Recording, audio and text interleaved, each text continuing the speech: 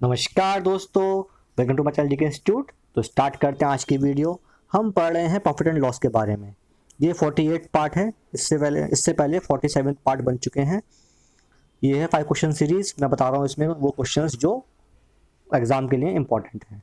ये क्वेश्चंस लिए गए हैं राकेश यादव सर की बुक क्लास नोट से। चलिए स्टार्ट करते हैं, देखते हैं आज का फर्स्ट क्वेश्चन क्या है। A man sells two articles for rupees 1710. He sells first at 10% loss and second at 25% profit. Find the amount of overall profit or loss if the CP of first article is equal to SP of second article. तो C1 S1 C2 S2 बोल रहा है CP of first article is equal to SP of second article. ठीक है, फिर बोल रहा है कि जब फर्स्ट आर्टिकल उसने बेचा लॉस में 10% लॉस में, मतलब कि 9x/10 पे बेच दिया उसने। और जो सेकंड आर्टिकल है वो बेचा 25% प्रॉफिट पर, तो मतलब कि C2 हो जाएगा 4x/5। कोई दिक्कत तो नहीं आता। चलिए SP कितना हुआ मिला के, SP हो गया 19x/10।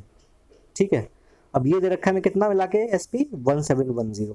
करेंगे सॉल्व तो 19 9 सा, तो मतलब कि x कितना आ गया 900 आ गया x। ठीक है, कितना प्रॉफिट या लॉस हो रहा है भाई, पहले में इसको क्या हुआ प्रॉफिट हुआ ना कितना x/10 का, पहले में लॉस हुआ सॉरी x/10 का, प्लस दूसरे में प्रॉफिट हुआ कितना x/5 का, तो कुल मिला के x/10 का उसको प्रॉफिट हो गया। x कितना है 900, तो 900/10 मतलब कि 90 का उसको क्या होगा प्रॉफिट हो जाएगा। चलिए आगे बढ़ते हैं। क्वेश्चन सेकंड है, a man purchase a home and a shop. He sold shop at 10% profit and home at 10% loss, but selling price of both the articles is same. Find the amount of loss. तो भाई 1/10 लिख दो आप। C1 S1 C2 S2। अगर profit हो रहा है तो CP 10 होगा, SP होगा 9, और अगर लॉस हो रहा है तो CP होगा 10, SP होगा कितना, गलत लिख दिया ना। अगर पहले में प्रॉफिट हो रहा है तो ये क्या होगा, गलती हो जाती है इंसान से होती है। चलिए, तो CP अगर 10 है तो SP कितना होगा, प्रॉफिट हो रहा है तो 10 + 1 11, तो SP 11 हो गया। CP कितना है 10 है, तो अगर लॉस हो रहा है तो कितना होगा SP 10 - 1 मतलब कि 9, क्योंकि लॉस अगर है तो CP में से माइनस करेंगे लॉस को, और अगर प्रॉफिट है तो जो CP में हम प्रॉफिट को ऐड करते हैं। अब वो बोल रहा है कि जो selling price of both the articles are same, but यहाँ पे सेम तो है नहीं, तो सेम कर लेते हैं भाई। 11 यहाँ पर 9 से मल्टीप्लाई, यहाँ पर 11 से मल्टीप्लाई, तो कितना आ जाएगा भाई। सिमिलरली यहाँ भी 9 से मल्टीप्लाई और यहाँ भी 11 से मल्टीप्लाई, तो ये आ गया 10 9 से 90, तो CP इधर आ गया और 110 यहाँ पर आ गया, यहाँ पर 99 इधर आ गया और 99 इधर आ गया, मतलब कि SP हमारा सेम हो गया है। तो क्या हो रहा है भाई, यहाँ पर 90 है CP और 99 SP है, 9 का प्रॉफिट तो यहाँ पे हो गया, और यहाँ कितना लॉस हो गया 110 ये है और 99 ये है, तो जो 10 में से 1 गया, 10 में से 9 गया 1 है, 11 का लॉस हो गया, मतलब कि 2 का उसको लॉस होता है। ठीक है, 2 का लॉस हो रहा है। अब हमें निकालना है कि आखिर अमाउंट ऑफ लॉस कितना है। अमाउंट ऑफ लॉस हमें निकालना है कितना, ये 2 का लॉस कितने पर हो रहा है जरा आप बताएंगे। 2 का लॉस हो रहा है 99 पर। ठीक है, क्योंकि SP कितना है यहाँ पर 99 है। बात समझ में आई। तो चलिए 2 का लॉस किस पे हो रहा है, CP कितना है मिला के C1 + C2 90 + 110 मतलब कि 200, तो लॉस हो गया हमारा 200 2/200। ठीक है, मल्टीप्लाई बाय निकालना परसेंट तो जाए 2/200 मल्टीप्लाई बाय 100, तो इसका मतलब कि 1% का यहाँ पर लॉस हो गया। अमाउंट निकालने के लिए हमारा SP कितना आया था, कितना था SP 99, तो 99 अगर इक्वल टू किसके भाई, हर आर्टिकल जो है कितने का है वो 1 लाख का। ठीक है, तो मतलब कि 99 इज इक्वल टू 1 लाख, तो हमें निकालना है 1 का ना, तो 1 इक्वल टू 1/99, इतना लाख आंसर आ जाएगा आपका। बात समझ में आई, इतना लाख आंसर आ जाएगा। चलिए आगे बढ़ते हैं। A shopkeeper bought some books at discount of 20% on list price.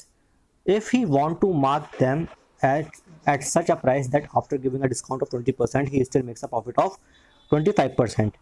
Find the percent of the list price he should mark on his good above its CP.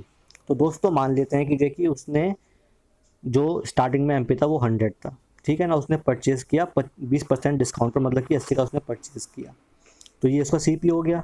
अब ही वॉन्ट्स टू मार्क, इसको उसको आगे mark करना है, such that a price after giving a discount of 20% he still makes a profit of 25%, मतलब कि इस पर उसको 125/100 इतना प्रॉफिट हो गया। ये आपका SP आ गया।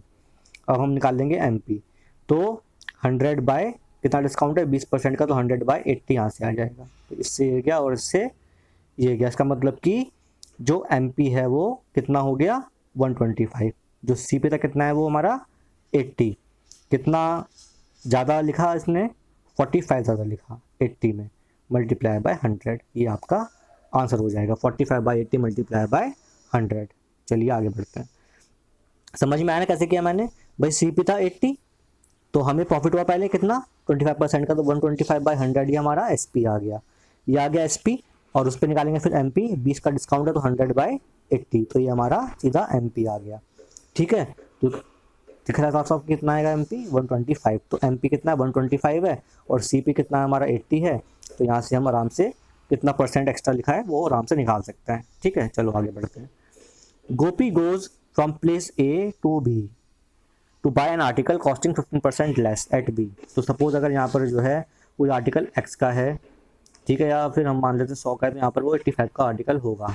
ठीक है, although he spend 150 on travelling, भाई यहाँ जाने में इसने 150 रुपये तो वैसे खर्च कर दिए। ठीक है, और फिर भी उसको कितना गेन होता है, मतलब कि 150 रुपये का फिर भी फायदा होता है। इसका मतलब क्या है कि जो ये 150 और 150 300 रुपये हैं, ये किसके इक्वल है, जो 15% का डिफरेंस है यहाँ पर। ठीक है, तो 15/100 मल्टीप्लाई बाय X, तो कितना आ गया भाई X 2000। इसका मतलब है कि A प्लेस पर जो प्राइस है वो 2000 है।